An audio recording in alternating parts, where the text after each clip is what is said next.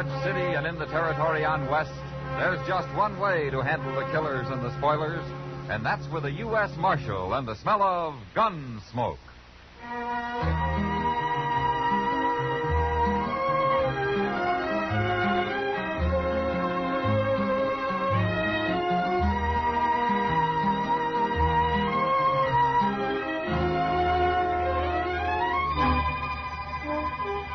Gunsmoke, starring William Conrad. Transcribed story of the violence that moved west with young America. The story of a man who moved with it. Matt Dillon, United States Marshal.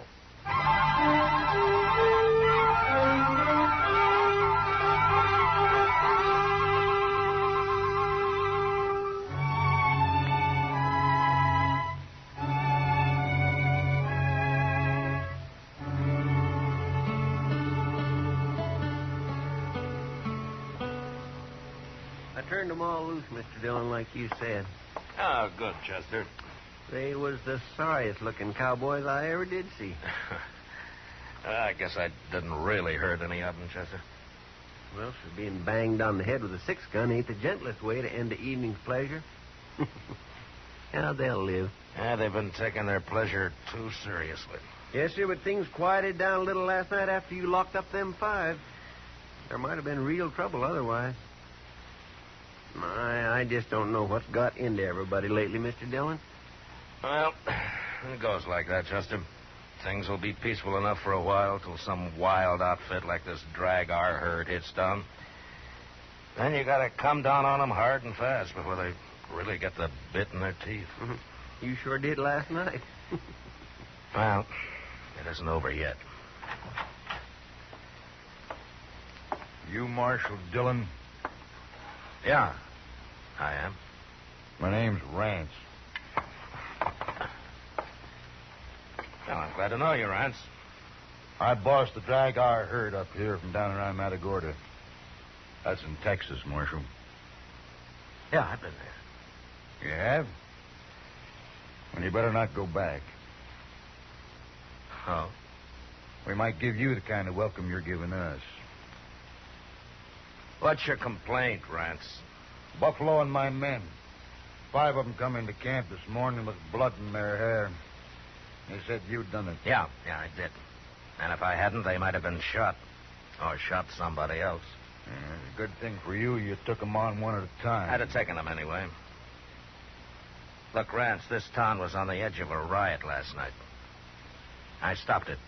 And I stopped it without any killing. It's a man's own business. He wants to pull out his gun. Not around here, it isn't.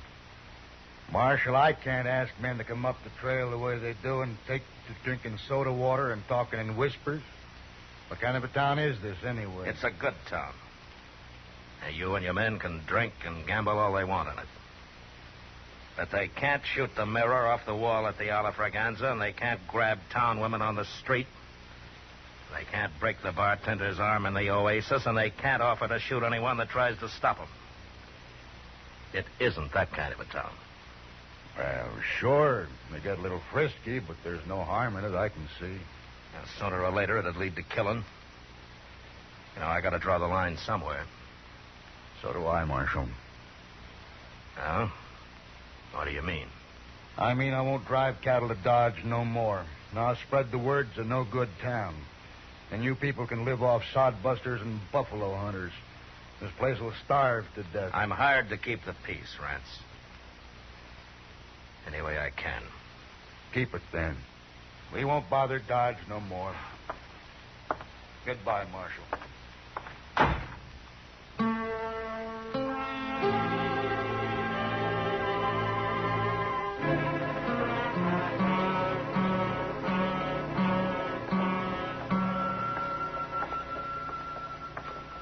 You want me to go in with you, Mr. Dillon? No, Chester.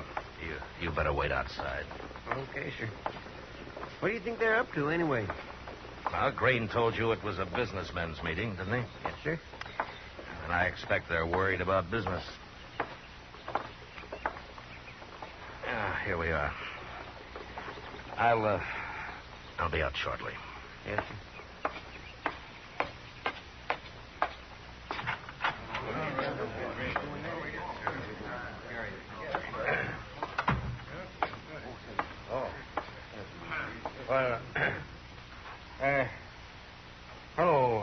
Marshal. Mr. Green. Hello, Marshal. Gentlemen. Hello, Marshal. Well, Mr. Green, you asked me to come here. Yes, we all did, Marshal. Mr. Pepper and Mr. Howe and well, all of us. Practically every man who does business in Dodge is here. Uh-huh. I don't see Rance. He says he does business here, too. He sure does. That's what we want to talk about. Well, go ahead. Well, we've had a meeting, Marshal, and we've decided you got to go easier on these cowboys. Oh? Why, gentlemen? We can't afford to lose all that business. That's why. That's right. Well, there's always some trouble the first day or so after a herd reaches Dodge. All I do is buffalo a few of the wildest, and gradually the rest of the cowboys calm down a little bit. But they won't stand for your slugging men and throwing them in jail. That's right. Nobody got killed last night, did they? But that isn't the point. Well, according to the law, it's a pretty good point, Mr. Green. The law's a fine thing, Marshal. But we're also interested in business. That's right. You're scared. Because one hard-headed trail boss has threatened you, Hal. They're not all like Rance, you know. Well, there's no use to argue, Marshal. We got our minds made up. You're just too rough with those men. Uh-huh. Tell me something, Mr. Green.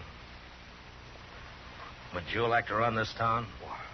Why, no, of course not. No, not me, but, well, we thought maybe if you'd kind of leave Dodge alone and do your work in the country, then we'd hire somebody the cowboys here'd take to a little better. You know what I mean. Yeah, I do.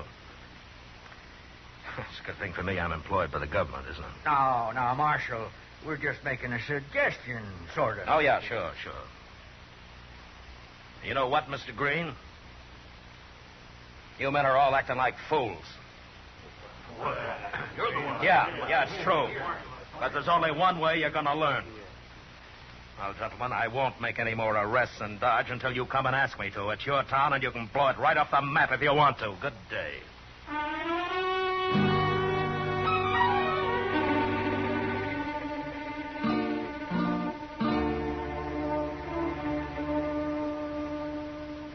I got the mail, Mr. Dillon. What there was. Well, I'll look at it later, Chester. I'm going to have a lot of time. Yes, sir. But you just wait till the word gets out that Dodge is wide open. There's going to be nothing but trouble. Yeah, maybe. But this is the only way I can handle it. They won't listen to me otherwise. Excuse me, Marshal.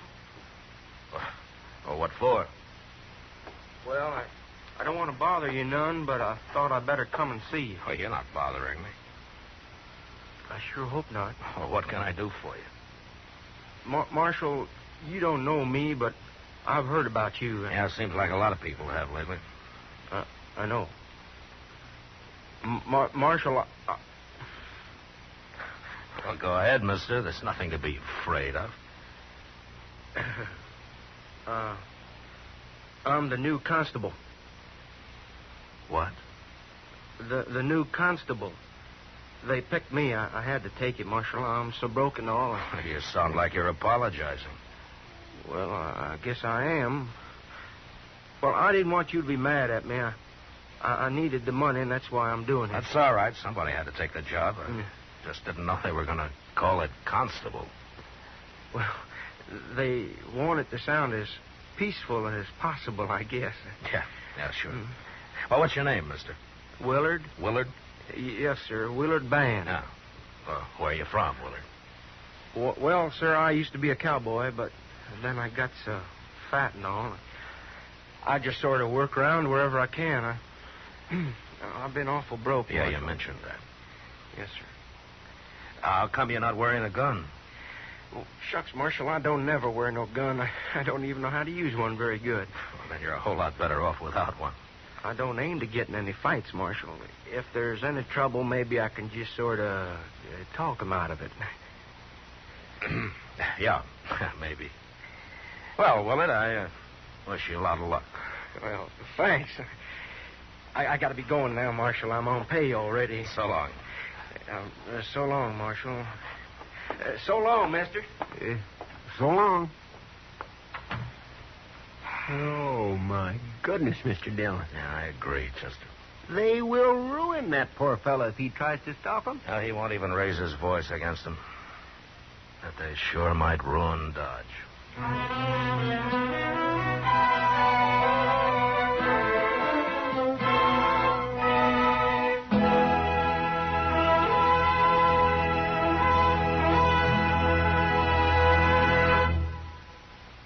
We will return for the second act of Gunsmoke in just a moment. But first, show a profit on your patriotism.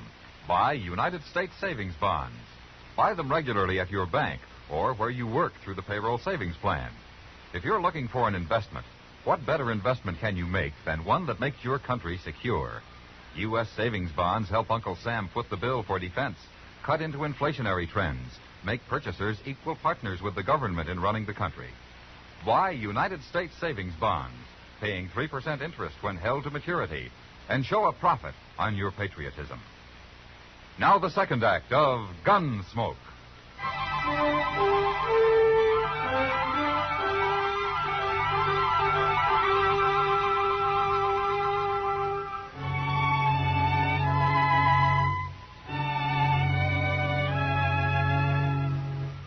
The government paid for my office and the jail behind it, so I stayed there. I was sure that Constable Willard Band, broke and fat and humble, wasn't going to manhandle any randy Texas cowboys and throw them behind bars.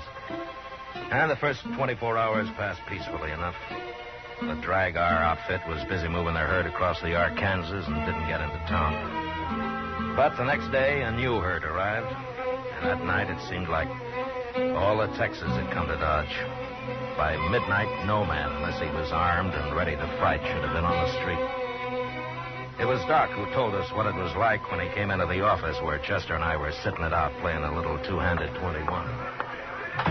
Oh, it's a fine thing when the U.S. Marshal holds up in his office when men are getting shot up and knifed all over town. Well, I hope that's not true, Doc. It is true. I just come back from trying to save the second victim. The first one's already dead.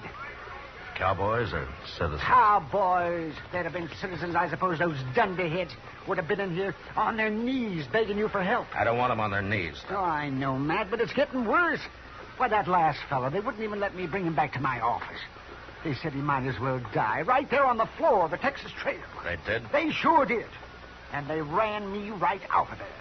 They what? They took me by the arms and they half-carried me as far as the door.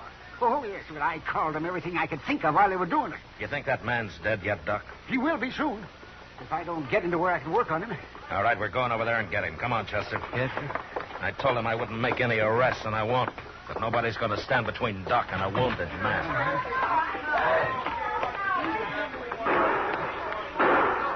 You get in the middle, Doc. Yeah, I wish there was a tunnel under the street. I don't see Willard anywhere. He ought to be out here talking his head off if that's his plan. He's lucky if he doesn't get hung tonight. Watch your gun, Chester. Don't let anybody grab it. No, sir, I'm carrying my hand on it, Mr. Dillon.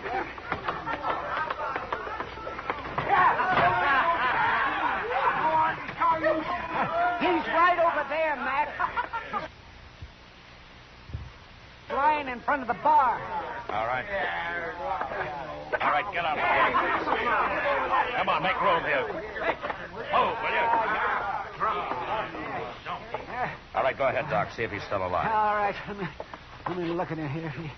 Oh, he doesn't look very good. I thought you'd quit, Marshal. I haven't quit, Rance. What are you doing here, then? A man's dying. It was a fair fight. We believe in dying where we fall, Marshal. We don't need no help. I won't even argue with you, Rance, but the first man that interferes with Doc's going to die on his feet. And if you can't understand it any other way, just put it to Doc's a friend of mine. Is that clear enough for you? Now, men, let's don't have no trouble in here. Let's talk it over and settle this thing peacefully. Yeah. Oh, it's you, huh, Marshal? Hello, Willard. Well, I'm having a terrible time, Marshal. Yeah, I can see that. Matt. How is he, Doc? He's bad, but I just might save him. Okay, Doc. Willard, Yes, sir. help Chester carry the man over to Doc's office. Huh? Sure, Marshal, sure. Leave him be, Constable. That's enough, Rance. Let him die in peace, I say. Rance, I'd throw you in jail, but I said I wouldn't make any arrests. And why don't you get out of here while you still can? Now get up! All right. Now I'll shoot the first man that touches a gun. All right, Chester, Willard, get moving. Come on, Will. You lead the way, Doc. That's all right, Doc. Let's hurry. That man won't live long if we don't.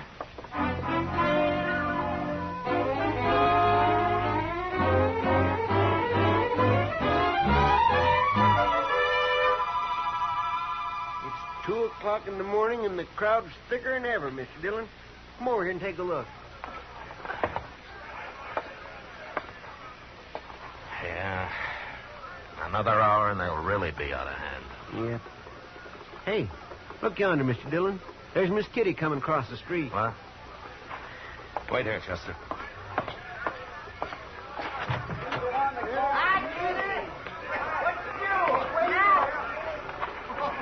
What are you doing out here, Kitty? I was coming to find you. Let's get off the street. Come on.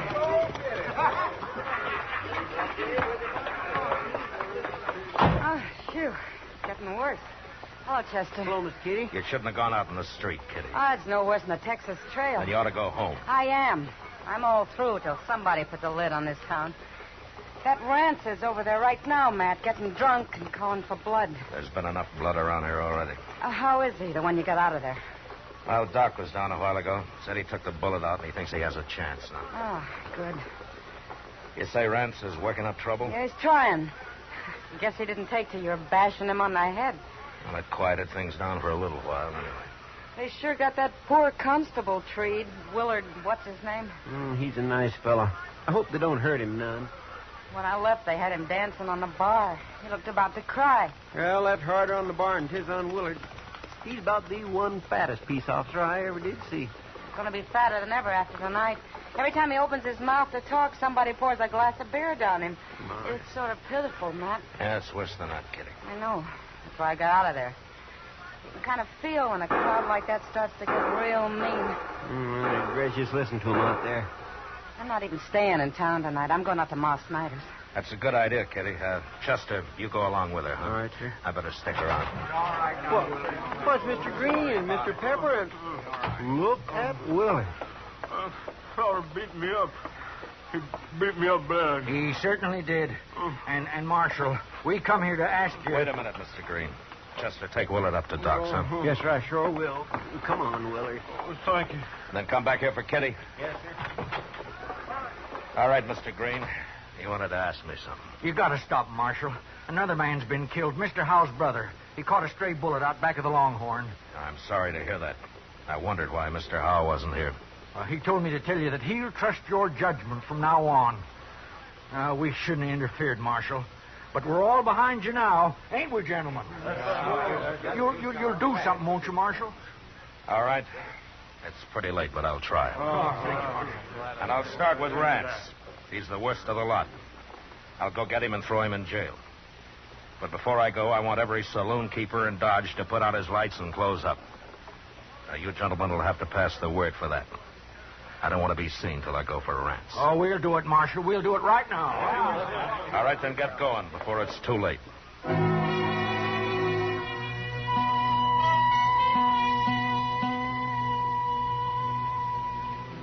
I waited for half an hour while Green and the others spread the word to close up the saloons. The lights gradually went out, up and down the street. And I left the office, alone. I found Rance in front of the Texas Trail, and I was able to reach him before I was recognized.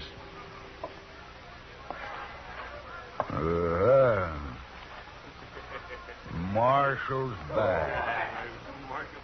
Let's shoot him, man. You better get out of here, Marshal. We ain't in no mood to fool. Neither am I.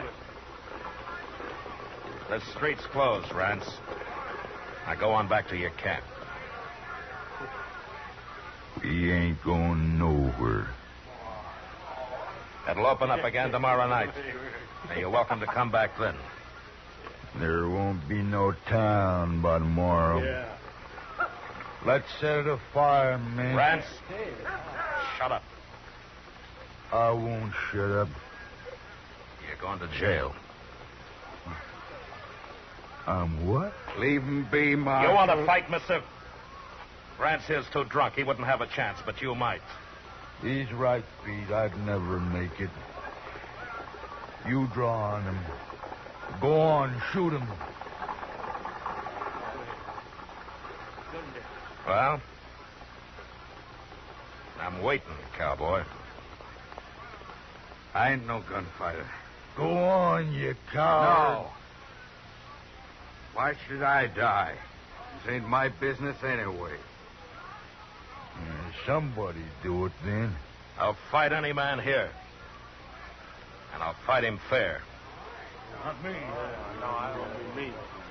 Then I'll have to try it myself. Don't do it, Rance. He'll kill you. Get out of my way. No, you don't. No, give me that gun, Pete. I'll keep your gun. Give me it. Cut it out, Rance, or I'll slug you. Now, that was smart of you, mister. But he's still going to jail. You got a lot of nerve, Marshal, bucking a crowd like this. I'm not bucking a crowd. I'm one man against any other one man here. You cowboys aren't built that way. I've been in Texas, too, mister. Guess you win, Marshal. Yeah, it looks that way. All right. Now, do you want to take Rance to jail, or do you want me to do it? Well, his head might be less lumpy tomorrow if I do it, Marshal. Start walking, Rance.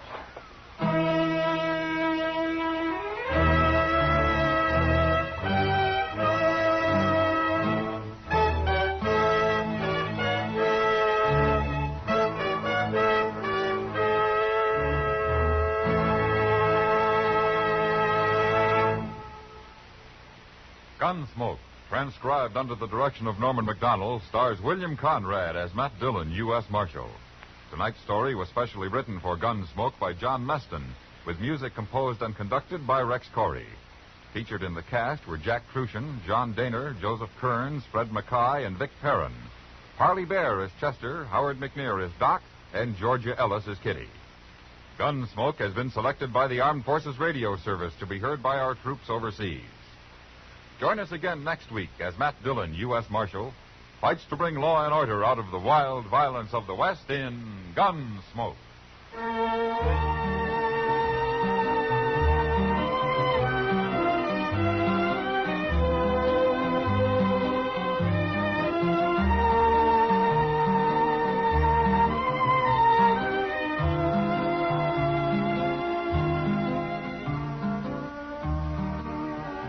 Monday night, hear Van Heflin as one of America's most notorious criminals in a thrilling fact drama titled The Last Days of John Dillinger. Radio's outstanding theater of thrills, suspense, traces Dillinger's last daring escape, his desperate last resort of plastic surgery to change his appearance, and finally, his involvement with two women who brought him trouble and disaster. Hear it all on CBS Radio's Suspense, Monday night on most of these same stations. George Walsh speaking. You ride a real squad car with Night Watch, Mondays on the CBS Radio Network.